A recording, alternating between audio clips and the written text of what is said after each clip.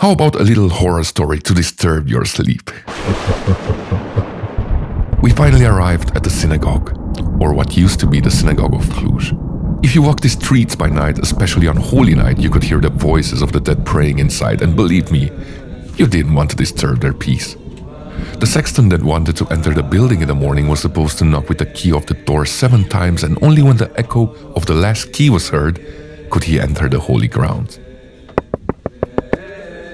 One sexton, named Hirsch, who out of mere morning sleepiness, happened to forget this small but significant detail.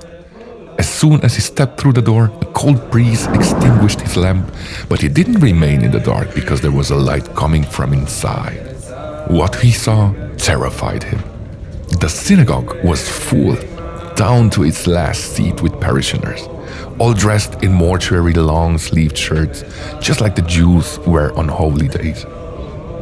All of them praying in silence. Hirsch was panicking.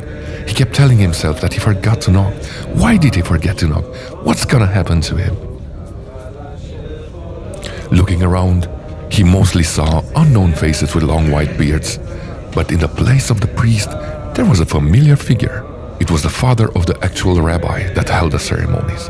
The rabbi that Sexton himself grieved at his funeral. Next to him was the cantor going to the ark where the holy books were stored. You could hear a barely perceptible song in the background. Out of servitude, Hirsch wanted to give the cantor the key to the ark, which he kept in his pocket. But he remained still, and the ark opened by itself. The cantor took the oldest worn-out Torah and placed it on the altar. One by one, the believers got up from their seats, called by the rabbi, and started reading fragments from the book.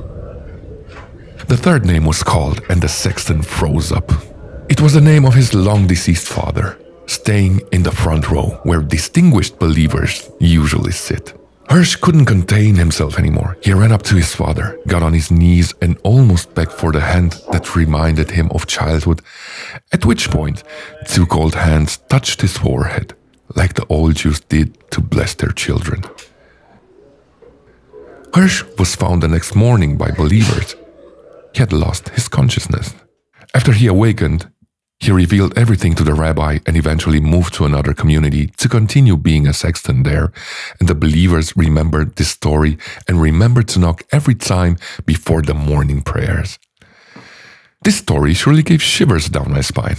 I don't think I want to stay here any longer.